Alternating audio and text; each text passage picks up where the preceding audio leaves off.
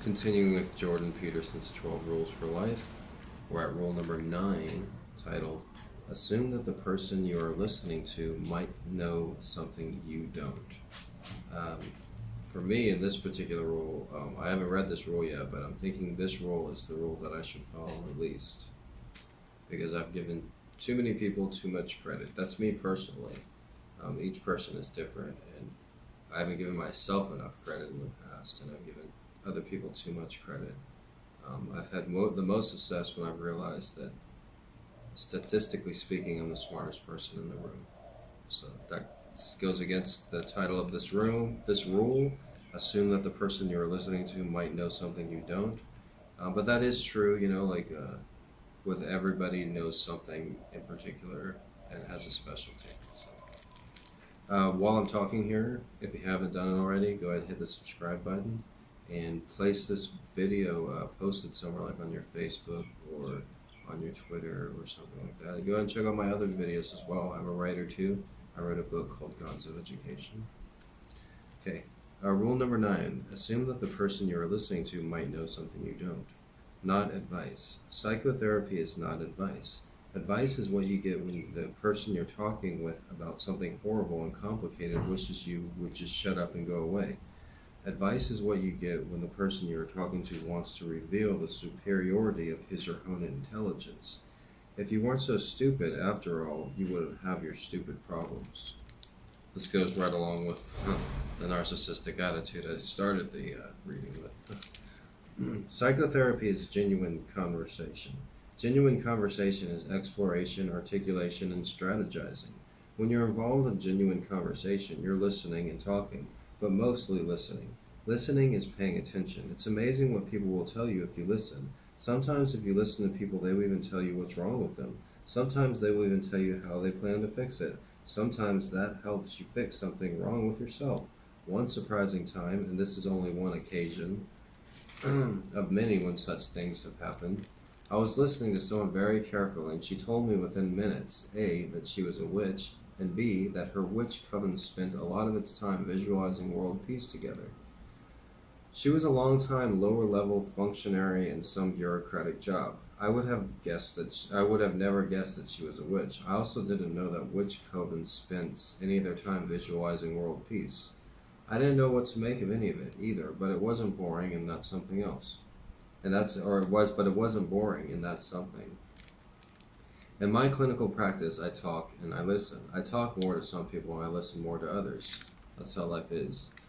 Many of the people I listen to have no one else to talk to. Some of them are truly alone in the world.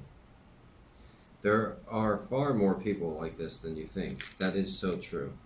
You don't meet them because they are alone. Like when you go around and you ride the bus or something, or you go on public transportation, there's so many people alone, and so many people neglect their parents and their grandparents. Even when the people that they see, they don't talk to them that much. The older people get, the more alone that they get. So, don't look at me. I like being alone, but everyone else, you guys are gonna be sad. Ha ha. Others are surrounded by tyrants or narcissists or drunks or traumatized people or professional victims. Some are not good at articulating themselves. They go off on tangents. They repeat themselves. They say vague and contradictory things. They're hard to listen to. Others have terrible things happening around them. They have patterns with Alzheimer's or sick children. There's not much time left over for their personal concerns.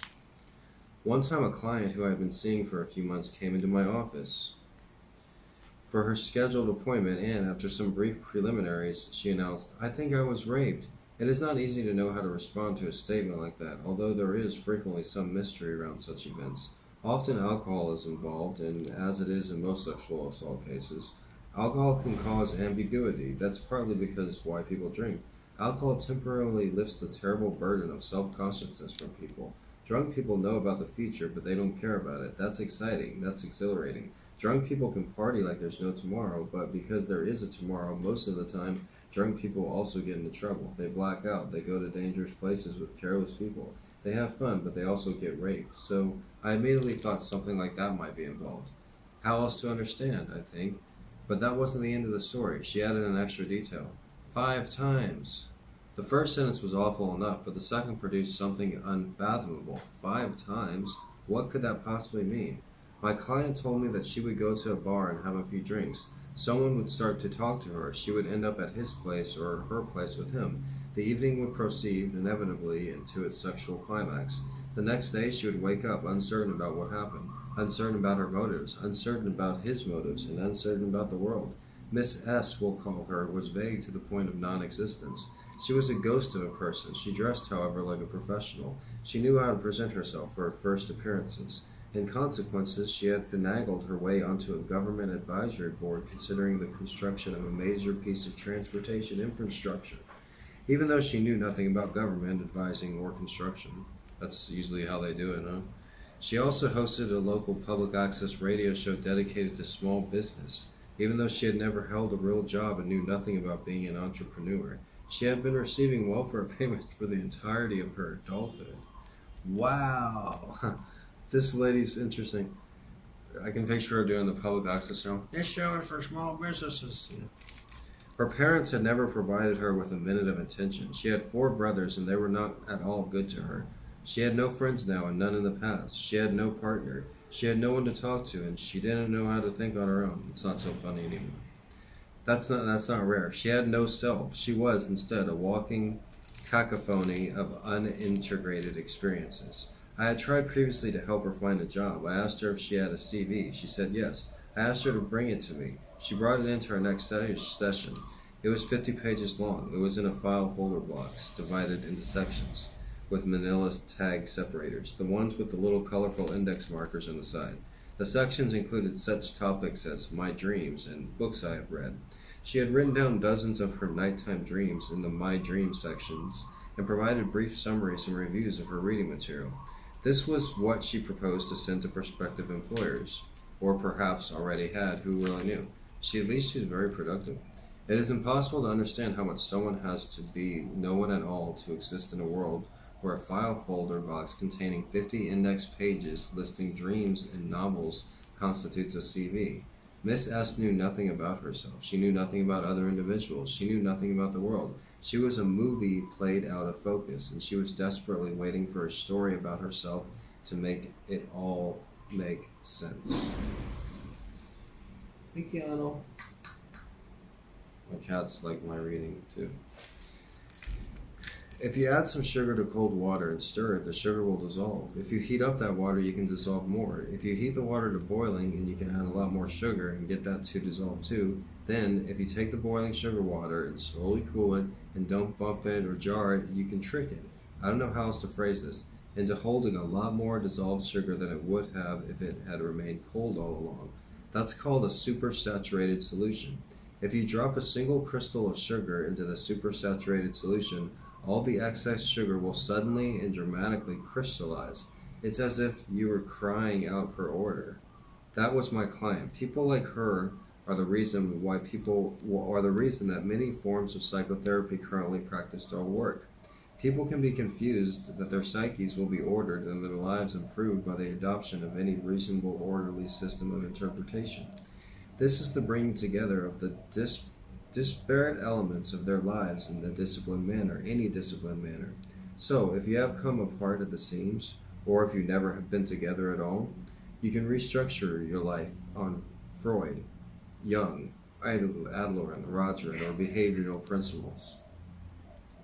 At least then you make sense. At least then you're coherent. At least then you might be good for something. If you're not good for yet anything, you can't fix a car with an axe, but you can cut down a tree. That's still something.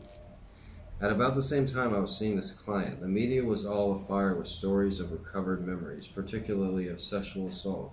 The dispute raged apace with these genuine accounts of past trauma, or were they post hoc constructs dreamed up as a consequence of pressure wittingly or unwittingly applied and innocuous therapists grasped onto desperately by clinical clients all too eager to find a simple cause for all their troubles? Sometimes it was the former, perhaps, and sometimes the latter. I understood much more clearly and precisely, however, how easy it might be to install a false memory into a mental landscape as soon as my client revealed her uncertainty about her sexual experiences. The past appears fixed, but it's not in an important psychological sense. There's an awful lot to the past, after all, and the way we organize it can be subject to drastic revision. Imagine, for example, a movie where nothing but terrible things happen. But in the end, everything works out. Everything is resolved. A sufficiently happy ending can change the meaning of all the previous events. They can all be viewed as worthwhile, given that ending. Now imagine another movie. A lot of things are happening. They're all exciting and interesting. But there are a lot of them. 90 minutes in, and you start to worry. This is a great movie, you think, but there are a lot of things going on. I sure hope the filmmaker can pull it all together. But that doesn't happen. Instead, the story ends abruptly, unresolved, or something facile or cliche occurs. You leave deeply annoyed and unsatisfied, failing to notice that you were fully engaged and enjoying the movie almost the whole time you were in the theater. The present can change the past, and the future can change the present. That's a really great analogy, except I don't agree with what he says about like memories changing and stuff. Some people remember things like clearly; they have a photographic memory. I did really well in school for one reason is because I have a really great memory. So. When you are remembering the past as well, you remember some parts of it and forget others. You have clear memories of such things that happened but not others, of potentially equal import. Just as in the present you are aware of such aspects of your surroundings and unconscious of others, you categorize your experience, grouping some elements together and separating them from the rest. This is a mysterious arbitrariness about all of this. You don't form a comprehensive objective record. You can't. You just don't know enough. You just can't perceive enough. You're not objective either. You're alive. You're subjective. You have vested interest, at least in yourself, at least usually. What exactly should be included in the story? What exactly is the border between events? Like I said earlier, I wrote a book called Gonzo Education. It's a memoir about a 15-year period of my life, and I had to decide what I was going to include in the story and what I was going to leave out. The sexual abuse of children is distressingly common. However, it's not as common as poorly trained psychotherapists think, and it also does not always produce terribly damaged adults. People vary in their resilience. An event that will wipe one person out can be shrugged off by another, but therapists with little secondhand knowledge of Freud often axiomatically assume that a distressed adult in their practice must have been subject to childhood sexual abuse. Why else would they be distressed? So they dig and infer and intimate and suggest and overact and bias and tilt. They exaggerate the importance of some events and downplay the importance of others. They trim the facts to fit their theory, and they convince their clients that they were sexually abused if they could only remember. And then the clients start to remember, and then they start to accuse, and sometimes what they remember never happened, and the people accused are innocent. The good news, at least the therapist's theory remains intact. That's good for the therapist, but there's no shortage of collateral damage. However, people are often willing to produce a lot of collateral damage if they can retain their theory. I knew about all this when Miss S came to talk to me about her sexual experiences. When she recounted her trips to the single bars and the recurring aftermath, I thought a bunch of things at once. I thought, you're so vague and non-existent. You're a denizen of chaos in the other world. You're going 10 different places at the same time. Anyone can take you by the hand and guide you down their road of their choosing. After all, if you're not the leading man in your own drama, you're a bit player in someone else's. And you might well be assigned to play a dismal, lonely, and tragic part. After Miss S recounted her story, we sat there. I thought, you have normal sexual desires. You're extremely lonely. You're unfulfilled sexually. You're afraid of men and ignorant of the world and know nothing of yourself. You wander around like an accident waiting to happen, and the accident happens, and that's your life. I thought, part of you wants to be taken. Part of you wants to be a child. You were abused by your brothers and ignored by your father, and so part of you wants revenge upon men. Part of you is guilty, another part is ashamed, another part is thrilled and excited. Who are you? What did you do? What happened? What was the objective truth? There was no way of knowing the objective truth, and there never will be. There was no objective observer, and there never would be. There was no complete and accurate story. Such a thing did not and could not exist. There were and are only partial accounts and fragmentary viewpoints, but some are still better than others. Memory is not a description of the objective past. Memory is a tool. Memory is the past's guides to the future. If you remember that something bad happened and you can figure out why, then you can try to avoid that bad thing happening again. That's the purpose of memory. It's not to remember the past, it's to stop the same damn thing from happening over and over. I thought I could simplify Mrs. S.'s life. I could say that her suspicions of rape were fully justified and that her doubt along the events was nothing but additional evidence of her thorough and long-term victimization. I could insist that her sexual partners had a legal obligation to ensure that she was not too impaired by alcohol to give consent.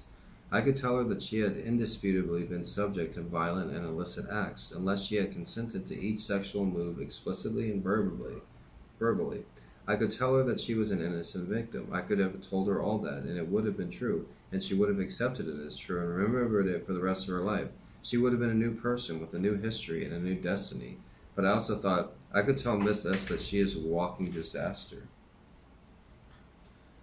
I could tell her that she wanders into a bar like a courtesan in a coma, that she is a danger to herself and others, that she needs to wake up, and that if she goes to single bars and drinks too much and is taken home and has rough, violent sex, or even tender, caring sex, then what the hell does she expect? In other words, I could have told her in more philosophical terms that she was Nietzsche's pale criminal, the person who at one moment dares to break the sacred law and at the next shrinks from paying the price.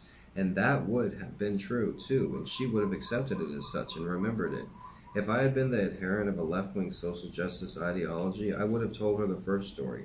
If I had been the adherent of a conservative ideology, I would have told her the second.